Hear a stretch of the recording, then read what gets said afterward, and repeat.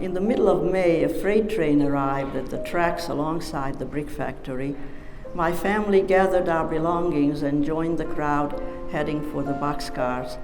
Nobody told us our destination, but we feared it would be Nazi-occupied Poland.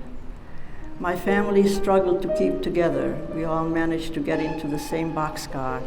For the sake of modesty, men moved to one side and women to the other side of the boxcar.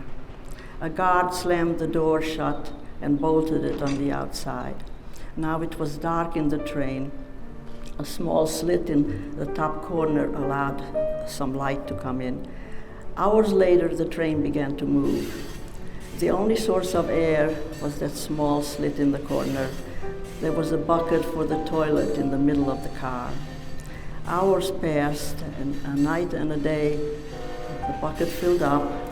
Peering out the slit, my father confirmed everyone's worst fear. The train was crossing into Poland. Our knowledge of what was happening to Jews in other countries partly came from these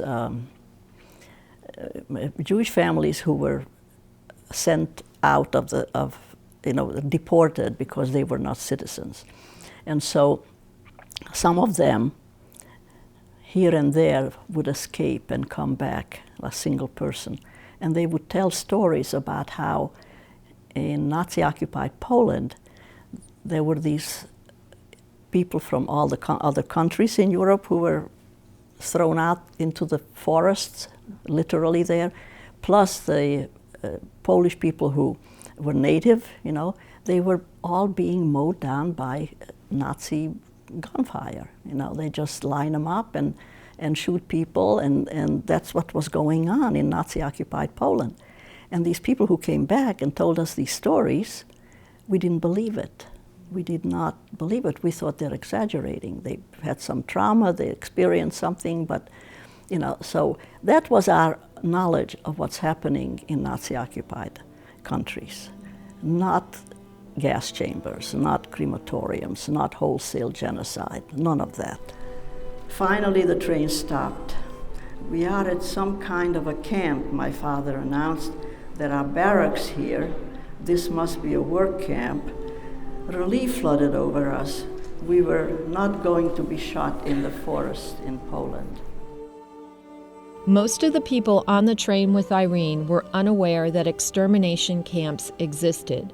They had no idea that they had just arrived at the most notorious of all Nazi death camps, Auschwitz-Birkenau.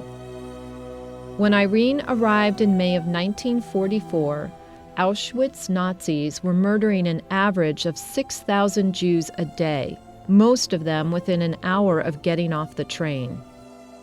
There was a lot of shouting, leave everything behind, get out, fast.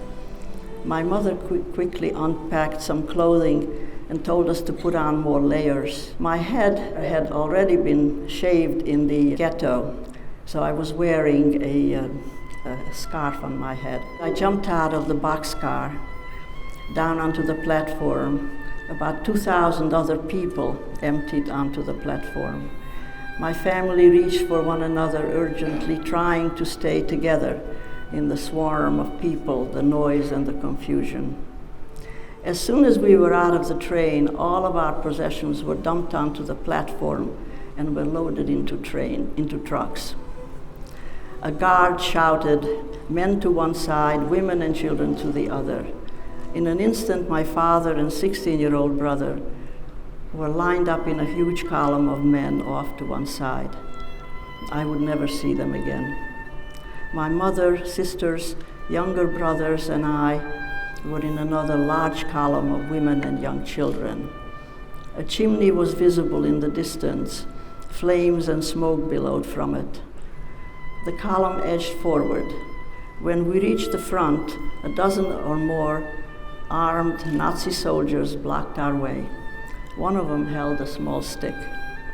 The one with a stick motioned my sister, Serena, who was 17, to one side. In the next moment, he motioned my mother and two little brothers to the other side. They disappeared from view. Only my younger sister and I remained. I was holding her hand. The baton came down between us, sending my sister towards where my mother went. The Nazi guard looked at me and hesitated for an instant. Although I was only 13 years old and would have been selected with the children, my kerchief on my head and a big coat that I was wearing confused him.